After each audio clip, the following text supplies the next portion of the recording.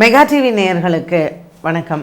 பெண்கள்.com நிகழ்ச்சியில் சுபகிரகம் பகுதியில் அனைவரையும் சந்திக்கிறதுல மிக மிக சந்தோஷம். ஒரு புத்தாண்டு பிறந்து உங்கள் எல்லாரையும் நம்ம பார்க்குறோம். ஸோ புத்தாண்டில் என்னென்ன பண்ணணும் எல்லாம் அந்த விஷயங்கள் எல்லாமே நம்ம பேசணும். ஸோ இன்றைக்கி நம்ம முக்கியமாக பார்க்க போகிறது நாளைக்கு இருக்கக்கூடிய இந்த பௌர்ணமி. ஸோ ஜனவரி மாதம் 3ஆம் தேதி சனிக்கிழமை அன்னைக்கு வரக்கூடிய ஆருத்ரா தரிசனம். இந்த மார்கழி மாதமே பார்த்திங்கன்னா இப்போ நமக்கு 4 நாளைக்கு முன்னாடி தான் வைகுண்ட ஏகாதசி போச்சு. ஸோ ஜென்ரலி அப்படி தான் வரும்.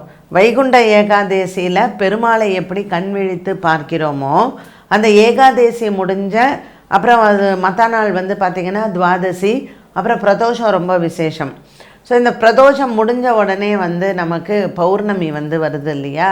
இந்த பௌர்ணமி சந்திரன் திருவாதிரை நட்சத்திரத்தில் வரும் பொழுது சூரியன் சப்தமத்தில் இருக்கக்கூடிய தனுர் ராசியில் சஞ்சாரம் செய்கிறார். ஸோ இது இந்த தனுர் மாதத்தில் அமாவாசை மூல நட்சத்திரத்தில் வரும். நம்ம ஆஞ்சநேயரினுடைய பிறந்த நாள் அப்படின்னு சொல்கிறோம். இந்த பௌர்ணமி ஆருத்ரா தரிசனம் சிவபெருமானுக்கு உண்டான ரொம்ப ரொம்ப முக்கியமான ஒரு நாள்.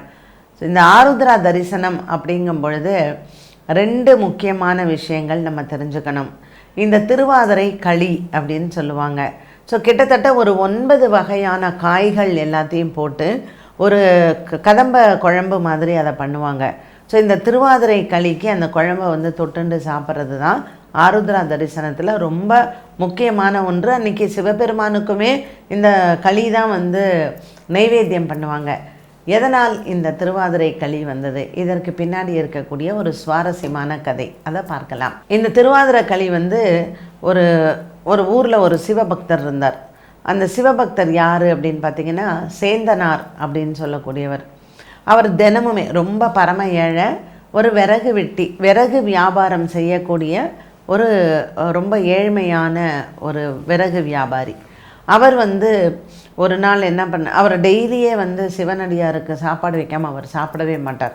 ஸோ அவருடைய உணவில் அவர் ஃபஸ்ட்டு ஒரு சிவனடியாருக்கு வச்சுட்டு தான் சாப்பிடார்.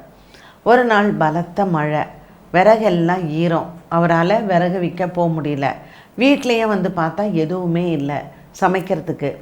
எப்படிடா இன்றைக்கி நம்ம சிவனடியாருக்கு பண்ண போகிறோம் அப்படின்னு சொல்லிட்டு வீட்டில் போய் பார்க்குறாரு. அரிசி இருக்குது. ஸோ உடனே என்ன பண்ணுறாரு, இந்த அரிசியை கிடுகிடுன்னு அதை உடச்சி ஒரு குருணை மாதிரி ஆக்கி அந்த அரிசி மாவில் அந்த அரிசி குருணையை செய்து அதில் வெல்லத்தை போட்டு நல்லா அதை களி மாதிரி கிண்டுறார். கிண்டி அதை வச்சிடுறார். சரி, யாராவது ஒரு சிவனடியார் வந்தால் கொடுக்கணும்னு சொல்லிட்டு உட்காந்து பார்க்குறாரு. சிவனடியார் யாருமே வரல. அப்புறம் ஒரு வயதான மனிதர் வரார். இது மாதிரி எனக்கு ரொம்ப பசிக்குது கொடு அப்படிங்கும்பொழுது, நான் சிவனடியாருக்காக சமைச்சு வச்சுருக்கேன், உனக்கு எப்படி கொடுப்பேன் அப்படின்னு கேட்குறார். அவர் சொல்கிறார், நானும் சிவனடியார் தான், நீ எனக்கு கொடு பரவாயில்ல அப்படின்னு. உடனே சேந்தனாரும் அந்த வயதானவருக்கு அந்த களியை கொடுக்குறார். ஸோ அன்றைய நாள் இரவு அந்த சேந்தனார் இருந்த அந்த இடத்துல அரசனினுடைய கனவில் சிவபெருமான் போகிறார். நீ இன்னைக்கு நான் இந்த சேந்தனார் என்னுடைய பரம பக்தன், அவனிடத்தில் நான் போய் களி உண்டேன் அப்படின்னு சொல்லி சுவாமி போய் சொல்கிறார். மறுநாள் காலையில் சிவாச்சாரியார் எல்லாம் கோவில் கதவை திறக்கிறாங்க. கதவை திறக்கும் பொழுது பார்த்தா நிறையா இந்த அரிசி களி, அந்த திருவாதிரைக்கு இவர் பண்ணார் இல்லையா அன்றைய நாள் திருவாதிரை, இந்த களி பூரா இறஞ்சி கிடக்கிறது அப்படியே. உடனே சிவாச்சாரியார்களுக்கெல்லாம் கோபம். சிவனினுடைய சன்னதியை அசிங்கப்படுத்தது யார் அப்படின்னு சொல்லிட்டு, யார் இந்த மாதிரி பண்ணா அப்படின்னு சொல்லி இவங்க எல்லாரும் ஒரு சர்ச்சைக்குள்ளாராங்க. அப்போ மன்னன் அந்த இடத்துக்கு வரார். மன்னன் வரும்பொழுது, இல்லை, சிவபெருமான் சேந்தனார் அப்படிங்கிற பக்தனினுடைய வீட்டில் உணவு உண்டிருக்கார், அந்த உணவு தான் இந்த களி துகில்கள் எல்லாம் இருக்குது அப்படின்னு மன்னன் சொல்கிறார். ஸோ அன்றைய நாள் அப்போ சிவபெருமான் அசரீரியாக சொல்கிறார், என்னுடைய பக்தனினுடைய நினைவாக இந்த நாள் எனக்கு திருவாதிரை அன்று களி செய்து எனக்கு நெய்வேத்தியம் செய்யணும் அப்படின்னு சிவபெருமான் வேண்டுகோளுக்கு இணங்க சேந்தனார் அப்படிங்கிற பக்தனுக்காக இன்றைக்கும் நம்ம திருவாதிரை களி செஞ்சு சிவபெருமானுக்கு அன்றைய நாள் அதைத்தான் நெய்வேத்தியமாக படைக்கிறார்கள். நம்மளும் வீட்டில் இந்த திருவாதிரை களி செஞ்சு அதற்கு, அதுவும் இந்த தனுர் மாதத்தில் பார்த்திங்கன்னா ஸ்ரீவில்லிபுத்தூர்லேயுமே தாயாருக்கு வந்து பச்சை பரத்துதல் அப்படின்னு சொல்லி எல்லா விதமான காய்கறிகளையும் விவசாயிகள் வந்து ஆண்டாளுடைய வீடு இன்றைக்கும் ஒரு பர்டிகுலர் வீட்டில் இருந்து தான் ஆண்டாளுக்கு வந்து அது போகும். ஸோ பச்சை பரத்தல் அப்படின்னு பேர் அதுக்கு. அந்த ஃபுல்லாக காய்கறிங்க துவரை எல்லாமே இருக்கும்.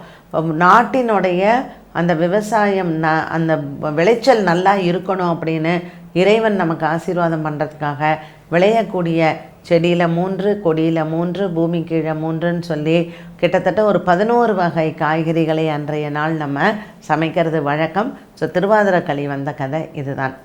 இந்த ஆருத்ரா தரிசனம், ஸோ ஆடல் அம்பலவாணன் அப்படின்னு சொல்கிறோம் இல்லையா, ஆனந்த தாண்டவம் ஆடுகிறார் சிவபெருமான். இந்த கதை என்ன அப்படிங்கும்பொழுது, ஒரு நாள் வைகுண்டத்தில் பெருமாள் வந்து அப்படியே சிரிக்கிறார் மகாவிஷ்ணு. உடனே ஆதிசேஷன் கேட்குறார், சுவாமி இந்த சிரிப்புக்கு அர்த்தம் என்ன அப்படின்னு. உடனே பகவான் சொல்கிறார், ஐயோ சிவபெருமானின் ஆனந்த தாண்டவத்தை பார்த்தேன், அதை பார்த்த உடனே எனக்கு மெய் சிலிர்த்து போயிட்டேன், அந்த மகிழ்ச்சியில் சிரித்தேன் அப்படின்னு சொல்கிறார்.